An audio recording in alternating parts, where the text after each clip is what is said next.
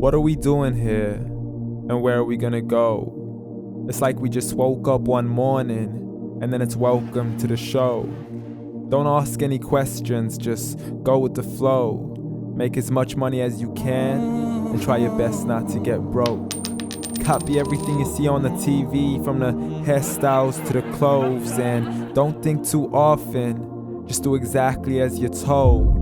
And if you ever get confused, then just turn towards the alcohol. You'll still hear your thoughts, then just turn up the radio as you learn to live a lifestyle of drugs, sex, and rock and roll. But in all honesty, I just need to know, is there more to the cycle than growing and getting old? Living and dying just to leave behind a happy home and a whole lot of property that somebody else is going to own. I just really need to know before the casket's closed, 'cause I'm not willing to gamble with my soul, nor am I ready to take any chances. These are just simple life questions and I'm just searching for some answers. Like, what are we doing here? And what is our purpose? How did we get here, and who made us so perfect? And what happens once we go, or is this world all really worth it?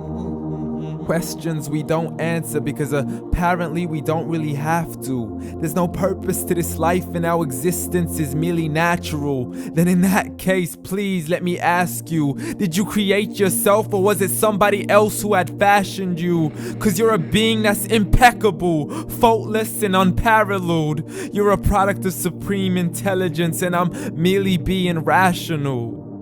For there isn't a camera on this earth that can come close to the human eye, nor a computer that can compete alongside the human mind. And if the whole world was to come together, we wouldn't be able to create a single fly. So many signs, yet we still deny. As science tries to justify that all this could come from none, when it's a simple sum. 0 plus 0 plus 0 cannot possibly ever give you 1. So from where did all this order come? But everything has its origins, a maker, a creator of its own. I mean, the only reason you're watching this video is because somebody had to press upload. So we can believe in the Big Bang, but I'd rather believe in He who caused it to explode. Allah, the creator of everything along with every single soul. The ever-living, the master, the only one who is in control. Unlike his creation, beyond our imagination. And no, he's not a man, nor does he have any partners in association. He's on his own. And no, he did not ever leave us alone. Just like every manufacturer, he left us with an instruction manual. The Quran and Islam, and I'm sorry to jump to conclusions, but it's the only one possible. The only definition of God is the one and only supreme being. It's logical, a book with 0 contradictions, with miracles that are both scientific and historical, all revealed over 1400 years ago. Like the detailed description of the human embryo. The descriptions of the human embryo in the Quran cannot be based on scientific knowledge in the 7th century. To the mountains as pegs holding firm the earth below, and the 2 seas that don't mix in a complete separate flow. To the planets in orbit, alternating night and day as they stay in flow. The expansion of the universe and the creation of everything from H2O. To the stories of the past and the preservation of Pharaoh. To identifying the lowest point in the land where Persia defeated Rome. The gushing fluid that created man in the glands between the ribs and the backbone. And not a word has changed, it's still the same. So please explain how all this was known over 1400 years ago. To a man who couldn't read or write, as he would recite whatever the angels spoke. And if you still don't believe, please try to come up with something that's even close. But you can't, so we took God as a mockery and his messengers as a joke. Muhammad could not read or write.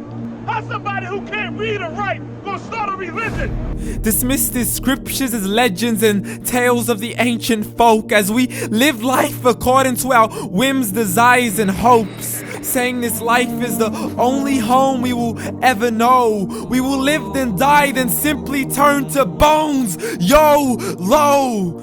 Correction, after the grass dies, the rain arrives and it regrows, and Allah promises to do the same thing to your very soul and bring you back from your very fingertips to your toes, as the all-seeing supreme being watches us so close, and we are surely being tested in our wealth, our health, and our self, and everything that we've been blessed with. So believe, for we will surely be resurrected and be brought back to our Lord and account for every single deed, as He hands us our books and orders us to read.